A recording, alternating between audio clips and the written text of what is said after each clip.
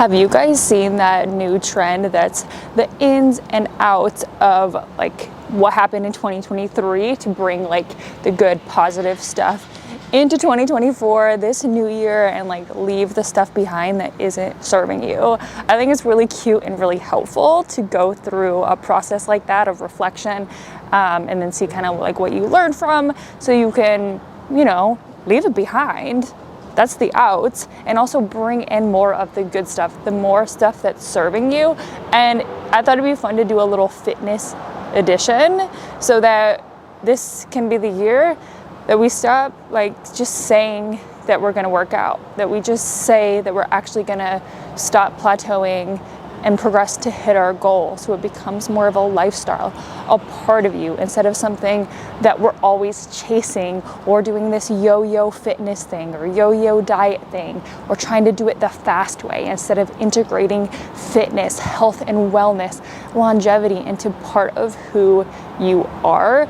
And in the end of the day, it's identity, it's lifestyle, it's your fitness routine becoming a part of you. So let's break it down to the ins and the outs. Thanks for being here. I'm Holly. I'm a physical therapist and personal trainer, creating a weightlifting community for women. So you guys are my muscle mommies. Welcome. Subscribe if you haven't already. So should we start with the ins or the outs? I was gonna start with the ins, but maybe let's start with the outs so that we can like get it over, done with, leave it behind. So just so I don't forget, I wrote a little list. Number one is I get a lot of people who see me who are frustrated because they have tried everything. They've been to the workout classes, they've tried the semaglutide, they've tried every diet, but nothing is sustainable. So in the end of the day, what is out are the quick fixes and the gimmicks. You know what that is for you. It could be different from what you have tried and failed over and over again. No more. This is it for the long term. What is out is a quick fix. Number two, and I've said this and it might be a little bit controversial, is workout classes.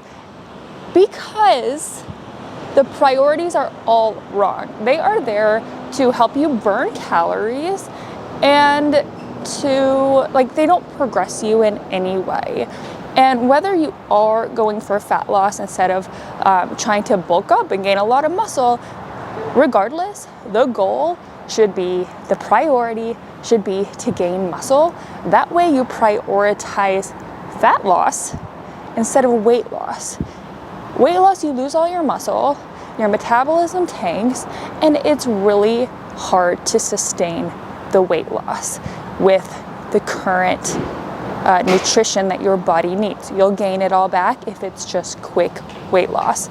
So what I want for you, if your goal is fat loss, prioritize muscle building, and you can do that with a basic lifting plan. What is out are workout classes that are just there to burn calories as the priority. You can do them for fun. You can do them with your friends. You can do them to keep up your cardio, but the priority should be lifting and building muscle. I said it. So that is out. Classes as a priority are out. The next one I wrote, I just said prioritizing weight loss over fat loss. So I'm gonna skip that over. We already talked about that. Then, okay, so let's say you've decided to do a lifting plan, but you've just come off doing classes where you're moving nonstop. It feels hard because you're sweating, and you feel like rest is unimportant. You feel like you're wasting time resting. So you start a lifting plan, but instead you choose light weights that don't really challenge you. You superset everything or circuit everything, meaning you're doing different exercises back to back with little or no rest. That is out. That is going to hinder your progress, because doing that, you're not going to allow yourself to build strategically, to get better at the exercises over time, progressing in weight, progressing in reps, having quality sets that challenge your muscles so that they have to adapt and change. That is what you want. You want a transformation, you want adaptation to the muscle fibers. That's not going to happen if you're always supersetting and circuiting, and that means you're not going to do everything to your fullest potential. That is out. What is out is not sleeping enough. You don't build muscle in the gym, right? You build outside the gym. In the gym, you do things that require yourself to adapt, but if you're not sleeping, if you're not recovering, if you're not eating enough, you are not going to see the results of all the hard work that you're putting in. So not sleeping enough is out. Figure out how much sleep you need. Make it a priority this year. Don't you love sleep? I mean, come on. It's the favorite part of my day. The next thing is, what is out is skipping a workout when you just don't feel like it. Like, there are many times when I'd rather not go to the gym. Not because I'm burnt out or need a rest day, that's different. But when I skip because I don't feel like it, I always feel bad about it. And it's not gonna help your progress. It's not gonna help you identify with the person who is a health and wellness lifting girly who does this her entire life. Looks the part, acts the part. Don't skip when you don't feel like it, okay? At the same time, don't do too much at once. Find a program that fits your lifestyle. If you're changing 1,000 things at once and not resonating with them, it's an uphill battle. Choose like something that doesn't feel like too much for you. Small changes over time. The concept of Kaizen, that means getting 1% better every day in Japanese business philosophy, but it works, okay? 1% better every day. So what's out is doing too much at once. And also what's out, and a lot of women struggle with this, is skipping breakfast or having like a quick carb breakfast, like just cereal, just a piece of bread, just a bagel, or even just like one tiny yogurt. Honestly, I want you to have a full balanced meal, prioritizing at least 30 grams of protein at breakfast. That is super important, and if that's not something you've been doing, you are gonna fight me on this, you're gonna hate it, you're gonna say something like, oh, my body doesn't like breakfast, or oh, that's gross. I don't know. But until you start prioritizing having protein at the beginning of the day, it really helps balance your hormones and balance blood sugar spikes throughout the day. It's just good for overall hormonal health, and it helps you get the amount of protein that you actually need if you start with it. I'm telling you, have a good, solid, healthy, balanced breakfast. Skipping breakfast is an out. The next thing that's out is having your coffee before breakfast, going on with the hormonal stuff. If you do that, again, cortisol spikes and you're left in this stressed out roller coaster all day. Just have a full glass of water, have your breakfast, then have your coffee. You will thank me, I'm telling you. I think that's it. The last thing I said is just trying to do like cool new workouts all the time, like what you see on Instagram, trying this workout, trying that workout, trying this new exercise that looks cool. Just stick to your plan. The basics are better. What is out is trying new things all the time. So all of those are out skis. Done, over with, if we are going to actually be the person who is that fittest version of yourself this year. What is in? Let's go, baby. A weightlifting routine that you can actually sustain, that you're gonna keep as part of your lifestyle. Whether that's a 2-day split, 3-day, 4-day, I don't care what fits your lifestyle. Maybe you're a busy mom, maybe you have crazy work hours and it's hard for you to work out 6 days a week.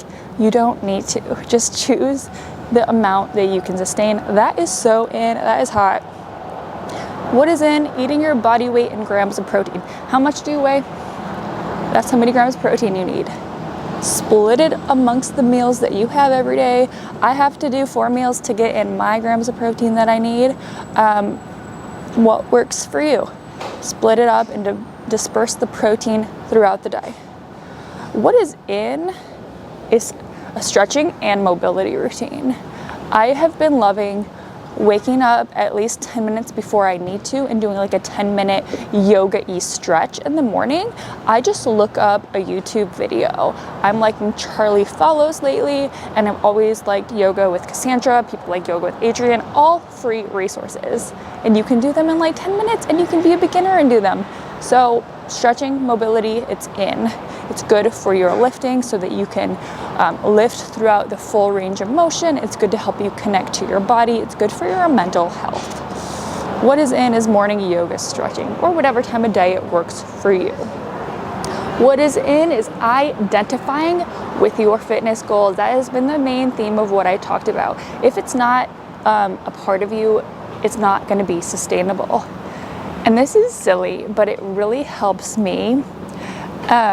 Take it with a grain of salt, but the way your identity has to do with how you carry yourself, what clothes you're wearing, how you do your hair, how you do your makeup, all of that stuff is like your identity. So what helps me is actually spending money on like workout clothes that I feel good in, so that when I go to the gym, I like resonate with that fitness part of me, and then it helps me lift better, and it helps me just maintain the identity of someone who's like a lifting girly.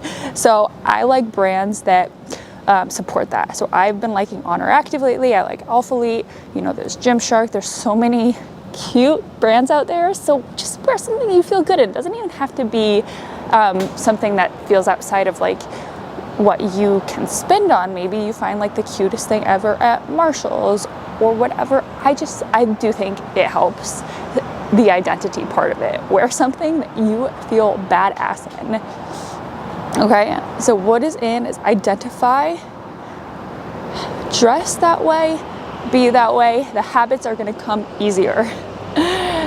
And then what's also in is following the same plan for at least 8 weeks. So we talked about what's out is like changing up your workouts all the time. So the opposite of that is just follow a solid lifting plan. You can find them anywhere for free, or you can hire a coach. I probably would have saved myself so much time if I followed a coach, because I have made all of these mistakes before, and it took me years and years and years, I don't even want to talk about it, to actually reach my goals, because I wanted to do new and I wanted to do too much. I didn't want to rest. I thought I was like doing myself a favor. I was holding myself back so much. So follow a plan for at least 8 weeks and learn how to progress it. Progressing a basic plan is in. Walking is in. Walking 8 to 10K steps a day. I recommend just having a baseline. See how much you typically walk during the day. I use the Oura Ring to find out how much I walk. And then if you're under 8 to 10K steps, just try to inch it up like 1,000 to 2,000 steps a day until you can be at something that's like integrated into your lifestyle. Integration. What is in is whole food. Like, eat eggs. If you're eating meat, eat meat. If you're not vegan, I guess it makes it easier. Eggs, grass-fed beef, lean meats like turkey and chicken, Greek yogurt, cottage cheese. Like, I'm just thinking of things that are high protein, that if you always eat those as like the center of your meals, like it's going to be so much easier to get in the whole foods, cut out the processed food, and get the necessary amount of protein. Figure out what foods you like that have a lot of protein that you can always go to. I think what's in is like a basic meal, like a routine meal for breakfast, lunch, dinner, that honestly, you don't have to love it. Like, I don't always want eggs and egg whites and turkey bacon. Sometimes I wish I had a stack of fat pancakes or Belgian waffle. But it's a priority for me to get in the right amount of protein. So bland meals can be in, like routine stuff that you're not always excited about eating can be in. That's my opinion. You might have plenty of time to always make a delicious, flavorful meal that has enough protein. I don't. I'd rather just have eggs and like easy meals all day long that have enough protein, and they're fuel for me. So I think of it as fueling my body rather than being like so super delicious. So that's in. No screen time before bed. Oh, this would be an out. Shoot. Cutting out screen time and scrolling in the mornings, it's in to cut those out, okay? I know I said that backwards, but it's fine. But what is in, and this is the last thing I wrote, is finding a time to just be, whether you meditate or pray, like time when you're not thinking about work, thinking about everything else, that you can just like slow down and be, whether that's like a 2-minute meditation, quick prayer before you eat. It can be simple, but that's super good for mental health. And journaling. I used to journal all the time, and I kind of let that go last year. So what's in for me this year is journaling, being more generous, having gratitude every day, like taking those times for mental health is so in. You're going to feel so much better. And all the things that we talked about is going to just become a part of your lifestyle, so that you're always generous, you're always creating high vibrational state by journaling, by praying, by working out. Like doing these things, you're going to create so much more energy and such a better mood for yourself. So it's not just for that physical hot body that you want, it's also for just living a good life, being happy. And that is why these ins and outs are so important. So those are my list of ins and outs. Maybe they're helpful for you. Let me know what resonates. Maybe you create your own list. Write in the comments like some things that I might have missed that help you, that you're putting in this year and you're taking out of last year. Comment below, and I'll see you next time, my friend.